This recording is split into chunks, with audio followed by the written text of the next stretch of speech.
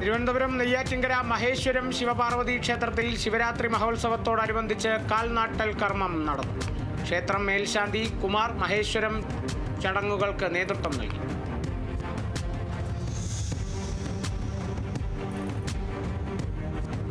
Kerala school teachers association ജില്ലാ സമ്മേളനം ജനുവരി 25-26 നടക്കുമെന്ന് ഭാരവാഹികൾ വാർത്താ സമ്മേളനത്തിൽ അറിയിച്ചു.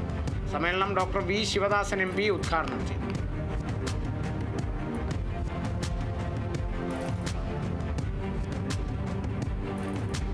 തൃശൂർ മണലൂർ ഗ്രാമപഞ്ചായത്ത് ജനകീയ ആസൂത്രണ പദ്ധതിയുടെ ഭാഗമായി അംഗനവാടികളിൽ ന്യൂട്രി ഗാർഡൻ ഒരുക്കി.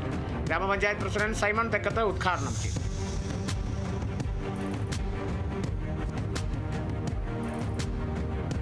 കൊല്ലം അഞ്ചലിൽ 9 വയസ്സുകാരനെ പീഡിപ്പിക്കാൻ ശ്രമിച്ച കേസിൽ പ്രതി പിടിയിൽ. തടിക്കാട് സ്വദേശി മണിക്കുട്ടനാണ് അഞ്ചൽ പോലീസിന്റെ പിടിയിലായത്. പ്രതിയെ റിമാൻഡ് ചെയ്തു.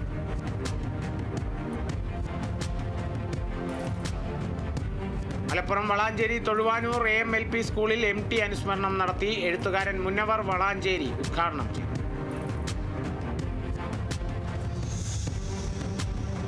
തൃശൂർ ചാലക്കുടിയിൽ മയക്കുമരുന്ന് ലഹരി സംഘങ്ങൾക്കെതിരെ ജനകീയ ജാഗ്രതാ സദസ്സ് സംഘടിപ്പിച്ചു. ചാലക്കുടി ബ്ലോക്ക് കമ്മിറ്റിയുടെ നേതൃത്വത്തിൽ സംഘടിപ്പിച്ച ജാഗ്രതാ സദസ്സ് association of Kerala government college teachers ജില്ലാ സെക്രട്ടറി പ്രൊഫസർ ആൽബർട്ട് ആന്റണി ഉദ്ഘാടനം ചെയ്തു.